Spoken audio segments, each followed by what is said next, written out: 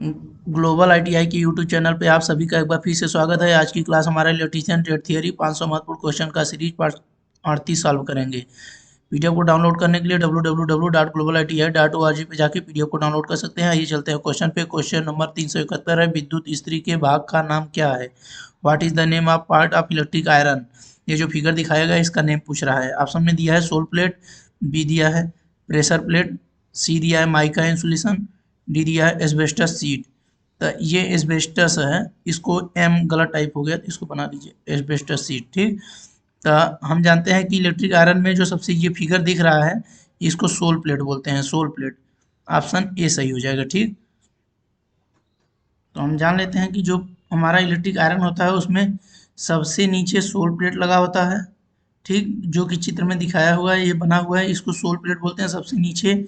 इसके बाद mica insulation लगा हुआ होता है। इसके बाद हीटिंग एलिमेंट रहता है, जो नाइक्रोम का कॉइल जो रहती है, कॉइल बनी होती है। ठीक, इसके बाद एस्बेस्टस शीट होती है, प्रेशर प्लेट, उसके बाद तब टॉप कवर। अब हम देखते हैं कि सोल प्लेट चिकना होता है जिसे इलेक्ट्रिक आयरन में सबसे नीचे वाला पार्ट बोलते हैं, और माइका इंसुलेशन उसके बाद लगा होता है। माइका इंसुलेशन जो है वो हीट को नीचे की तरफ जाने देगा। ठीक, माइका इंसुलेशन हीट को नीचे की तरफ जाने देगा, इसके नीचे, लेकिन ऊपर की तरफ नहीं जाने देगा, जिससे जो कवर होता है हम पकड़ के प्रेस करते हैं, ठीक, कपड़े को, तो ऊपर हीट नहीं जाएगा लेकिन नीचे की तरफ जाने देता है। ठीक, इसके बाद हीटिंग एलिमेंट नाइक्रोम कवर जो कि हीट उत्पन्न करता है। एस्बेस्टस शीट हीटिंग एलिमेंट के बाद लगा रहता है, ऊपर साइड लगा रहेगा जिससे ऊपर हीट नहीं जाएगा। ठीक, ये हीट को ऊपर जाने से रोकता है एस्बेस्टस शीट। और प्रेशर प्लेट का क्या काम है? ये एस्बेस्टस शीट और हीटिंग एलिमेंट को प्रेशर के साथ बनाए रखता है, जिससे ये लूज न रहे और स्पार्किंग ना हो। ठीक, टॉप कवर जानते हैं सभी को, कवर किए रहता है प्लेट कनेक्शन जो रहा, जिससे कि करंट ना लगे। तो ये चित्र में क्या पूछ रहा था, ये चित्र में इसको क्या बोलते हैं? तो इसको बोलते हैं सोल प्लेट, सबसे नीचे का भाग है। अब हम जान गए कि माइका क्यों लगाया जाता है, जिससे कि इलेक्ट्रिसिटी करंट न लगे और हीट आसानी से पास हो जाए। एस्बेस्टस क्यों लगाया जाता है, जिससे हीट भी पास ना हो ऊपर के साइड और न तो करंट लगे। ठीक, तो 371 का ऑप्शन ये सही हो जाएगा। चलिए नेक्स्ट क्वेश्चन पे चलते हैं। क्वेश्चन पूछ रहा है कि 372 माइक्रोवेव ओवन में सिस्टर मोटर का कार्य, जो सिस्टर मोटर लगा होता है उसका कार्य पूछ रहा है। ठीक, तो इसका कार्य ऑप्शन दिया है, अंदर ठंडी हवा खींचता है, ये गलत। ऊष्मा को समान रूप से फैलाता है, गलत। सिस्टम मोटर का कार्य पूछ रहा है, गर्म हवा को बाहर निकालता है, नहीं। इसमें इसके बाद डी बता रहा है, घूमता है और विद्युत चुंबकीय ऊर्जा को दर्शाता है। ऑप्शन डी सही हो जाएगा।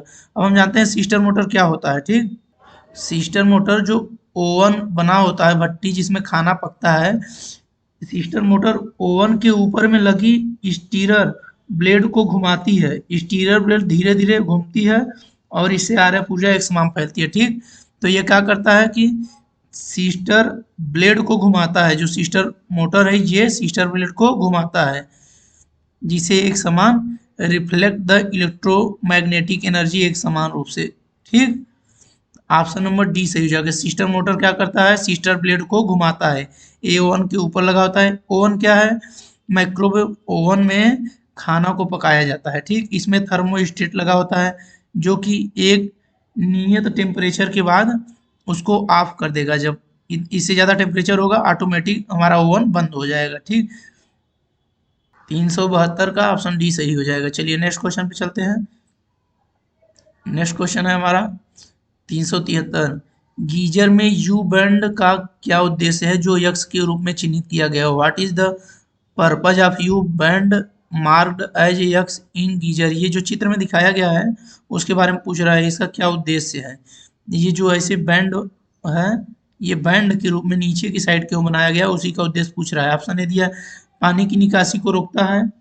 ठीक, ऑप्शन बी दिया, स्केल के बनने से बचा जाता है। सी ये गलत है, निर्गत पाइप के दबाव को कम करता है। दबाव का ऐसा कुछ भी नहीं है। टैंक के अंदर हवा को लॉक को प्रतिबंधित करता है, नहीं। इसमें ऑप्शन ए सही हो जाएगा। पानी को निकास को रोकता है। इधर इनलेट लगा होता है, इधर आउटलेट होता है। ठीक, इसको बैंड कर दिया जाता है जिससे निकास को, पानी का निकास को रोका जा सके। ठीक, ये इनलेट हो गया, ये आउटलेट हो गया। ये हमारा गीजर, गीजर के बारे में बताया गया है। गीजर क्या करता है? गीजर हमारा पानी को, जब इसमें हम पानी को डालते हैं तो वो गर्म करता है, ठीक। इसमें ऑटोमेटिक गीजर होता है जो कि एक नियर टेम्परेचर के बाद बंद हो जाएगा। गीजर में थर्मोस्टेट लगा होता है जो कि करंट को कंट्रोल करता है, ठीक। इसके बाद पानी के तापमान को 32 डिग्री से लेकर के 32 डिग्री से 88 डिग्री तक, ये हो 88 डिग्री हो जाने पर ऑटोमेटिक इतने में ही बनाए रखेगा। अगर इससे कम हो जाएगा तो चालू हो जाएगा, इसे 88 से ज़्यादा हो जाएगा तुरंत गीजर बंद हो जाएगा ऑटोमेटिक। इसमें क्या लगा होता है? थर्मो स्टेट, ठीक। इसमें लगा रहता है इसको कंट्रोल करने के लिए टेम्परेचर को ऑटोमेटिक। मैं पूछ रहा था ये यू बैंड जो बना हुआ है, एक इसका क्या काम है? तो ये क्या करेगा? पानी की निकासी को रोकता है। ऑप्शन ए 373 का ऑप्शन ए सही हो जाएगा। चलिए नेक्स्ट क्वेश्चन पे चलते हैं। 374 क्वेश्चन है, खाद्य मिक्सर में किस प्रकार की एसी एकल फेज मोटर का उपयोग किया जाता है? Which type of AC single phase motor is use in food mixer? तो जितने भी खाद्य वाले किचन वाली सामग्री होगी उसमें ज़्यादातर यूनिवर्सल मोटर इस्तेमाल किया जाता है। ऑप्शन नंबर ए सही हो जाएगा। अब देख लेते हैं बी, रिपल्सन मोटर कहाँ इस्तेमाल किया जाता है? ट्रेन में। कहाँ? ट्रेन में। ट्रेन में रिपल्सन मोटर इस्तेमाल किया जाता है। स्टार्टिंग के टाइम क्या होता है? हाई स्टार्टिंग टार्क होता है, हाई स्टार्टिंग टार्क होता है इसका, ठीक। स्प्लिट मोटर कहाँ इस्तेमाल किया जाता है? ये टेबल फैन, ठीक। ये फैन ब्लोअर सेंट्रीफ्यूगल पंप, इस ये कहाँ? स्प्लिट फेज मोटर लगेगा, split phase induction motor. Fan blower centrifugal pump आदि में स्प्लिट फेज। और साइडेड पोल मोटर कहाँ लगेगा? जहाँ बहुत कम स्पीड से चलता हो, जैसे टॉय, हेयर ड्रायर, ये सब में हमारा साइडेड पोल मोटर इस्तेमाल किया जाएगा। यहाँ पूछा था हमारा खाद्य मिक्सर में किस प्रकार की सिंगल फेज एसी मोटर का इस्तेमाल किया जाता है। Option a universal motor. खाद्य मिक्सर में जहाँ हाई स्पीड होती है, ठीक। इसके यहाँ लगभग 3000 से लेके 14,000 ठीक इसकी स्पीड होती है। 14,000 साइकिल पर मिनट, साइकिल पर मिनट। ये मिक्सर मोटर बहुत हाई स्पीड से चलती है, ठीक। 374 का ऑप्शन ए सही हो जाएगा। चलिए नेक्स्ट क्वेश्चन पे चलते हैं। 375, हीटर के अधिकतम निर्गत के लिए कौन सा स्थान है? Which is the position for maximum output of the heater? तो स्थिति 1, स्थिति 2, स्थिति 3, स्थिति 4। तो ये हम देखते हैं कि देखिए ये जो चित्र बना हुआ है इसको हम बना ले। देखिए ये पॉइंट, ये शॉर्ट है लेकिन ये खुला हुआ है, ठीक। ये तो नहीं है इस मैक्सिमम के लिए। इसमें देखिए ये सप्लाई जा रही है, ठीक, होते हुए यहाँ से आ रही है। मैक्सिमम पोजीशन हमारा कौन सा? मैक्सिमम पोजीशन देखिए नंबर 2 हो जाएगा, ऑप्शन बी। क्यों? क्योंकि देखिए इसमें ये टर्मिनल कनेक्ट नहीं है, इसमें ये टर्मिनल ओपन है, इसमें ये दोनों टर्मिनल ओपन है, लेकिन इसमें ये दोनों टर्मिनल आपस में शॉर्ट हैं, ठीक। तो सबसे ज़्यादा मैक्सिमम आउटपुट हीटर का बी सही हो जाएगा। देख लीजिएगा इसको फिगर में कि जिसमें सभी कनेक्ट हो उसी को लगाइएगा, ठीक। देखिए बी में सभी कनेक्ट हैं, बाकी इसमें ओपन है, इसमें भी ओपन है, इसमें भी ओपन है, ठीक। तो 375 का बी सही हो जाएगा। दो, पोजीशन 2 सबसे ज़्यादा हीटर में आउटपुट प्राप्त होगा। चलिए नेक्स्ट क्वेश्चन पे चलते हैं। तो जूल का नियम क्या है? जब किसी चालक में करंट गुजरता है तो वह ऊष्मा उत्पन्न करता है और इस ताप ऊर्जा का मान करंट के मान के वर्ग चालक का प्रतिरोध और धारा के प्रवाह के समय के समानुपाती होता है। मतलब कि आई स्क्वायर आर इंटू टी, ठीक। ये हमारा जूल का नियम है, ठीक। वाट, वाट में रहेगा, ठीक। वाट सेकेंड, इसी को जूल भी कहते हैं, जूल। ये हमारा जूल का नियम। तो अब देखते हैं ये कौन सा, देखिए फार्मूला है आई आर टी, गलत है। आई स्क्वायर आर टी बटे जूल, ये बोला है आई स्क्वायर आर टी बटे जूल, कैलोरी में दिया है ना।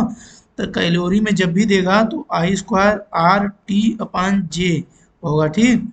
तो देखिए ऑप्शन में कौन सा मैच कर रहा है। तो देखिए ये हमारा ऑप्शन नंबर बी सही हो जाएगा। इसमें लिखा है आई स्क्वायर आर टी अपान जे कैलोरी, कैलोरी कैलोरी। अब ये क्या था, आई आर टी गलत है ऑप्शन ए।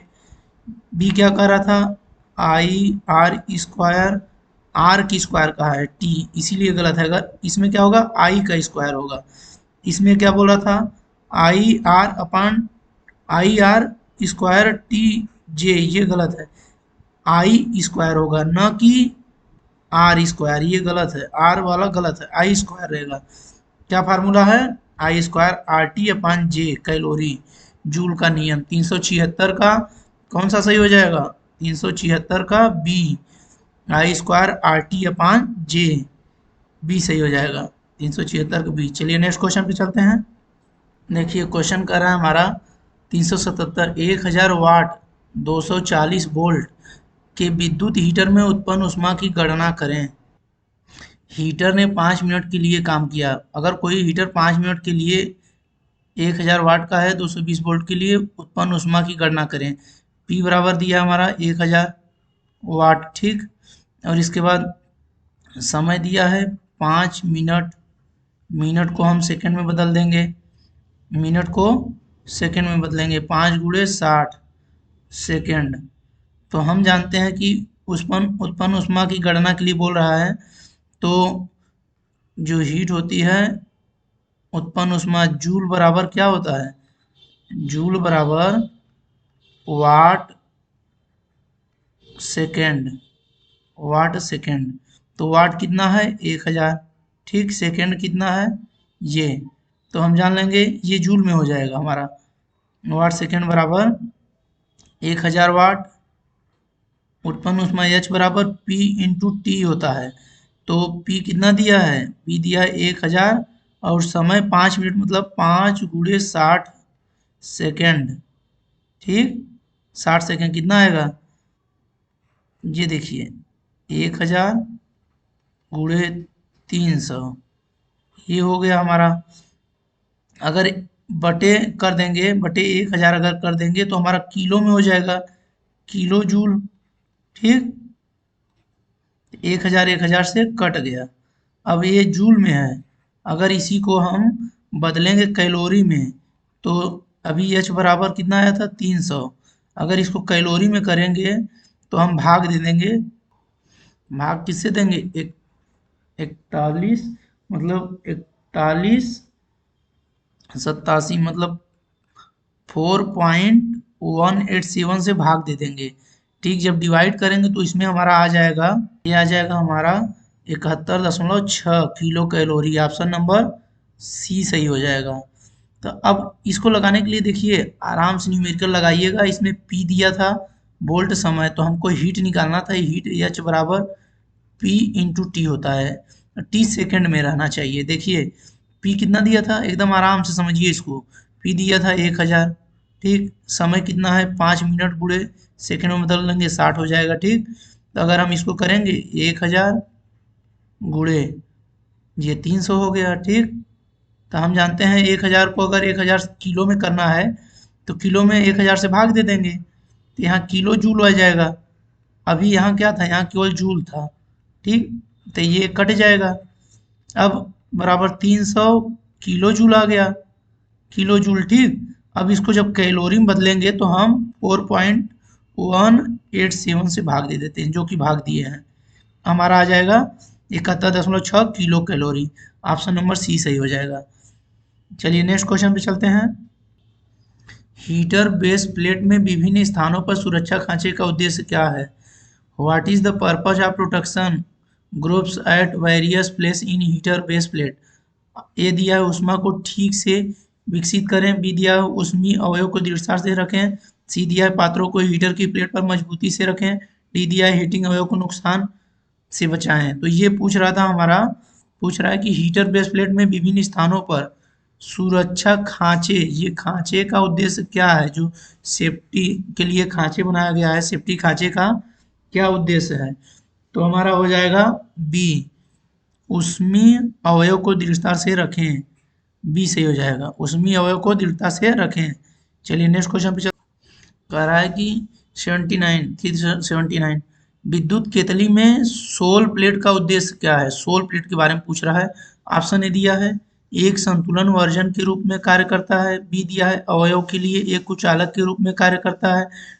सी दिया है केतली बेस को नुकसान से बचाता है। डी दिया है अवयव को कंटेनर के निकट संपर्क में रखता है। तो हम जानते हैं सोल प्लेट क्या होता है। यहाँ एक प्रकार का कास्ट आयरन की बनी चपटी प्लेट है जो एलिमेंट के नज़दीक होती है और कंटेनर को हीट प्रदान करती है। तो ये क्या होता है, कंटेनर के अवयव को कंटेनर के निकट संपर्क में रखें। ऑप्शन नंबर डी सही हो जाएगा। विद्युत केतली में सोल प्लेट का उद्देश्य क्या है, keep the element in close to contact with container, अवयव को कंटेनर के निकट संपर्क में रखता है sole plate. Option number D सही हो जाएगा। चलिए नेक्स्ट क्वेश्चन पे चलते हैं। ये नेक्स्ट क्वेश्चन कर रहा है 380 माइक्रोवेव ओवन में प्रयुक्त मैग्नेट्रॉन ट्यूब फिलामेंट वोल्टेज क्या है। What is the magnetron tube filament voltage used in microwave oven. Microwave oven में जो फिलामेंट ट्यूब है उसमें कौन सा कितना वोल्टेज प्रदान किया जाता है। 3.2 वोल्ट AC दिया जाता है। ध्यान दीजिएगा AC 3.2 volt AC। Option number D. ये माइक्रोवेव ओवन क्या होता है, इसमें खाना पकाया जाता है। ठीक, इसमें ऑटोमेटिक सेंसर लगा होता है जो कि इतने टेम्परेचर के बाद ऑटोमेटिक खाना पक जाएगा और बाहर से दिखता है कांच से कि खाना पक गया है और टेम्परेचर ऑटोमेटिक क्लोज हो जाता है। सर्किट को उसमें रिले लगी होती हैं जो कंटेक्ट को क्लोज और ओपन करती हैं माइक्रोवेव ओवन में। ठीक, 380 का ऑप्शन नंबर डी सही हो जाएगा। Magnetron tube filament voltage 3.2 volt AC होता है। ठीक, चलिए नेक्स्ट क्वेश्चन अगले वीडियो में। धन्यवाद।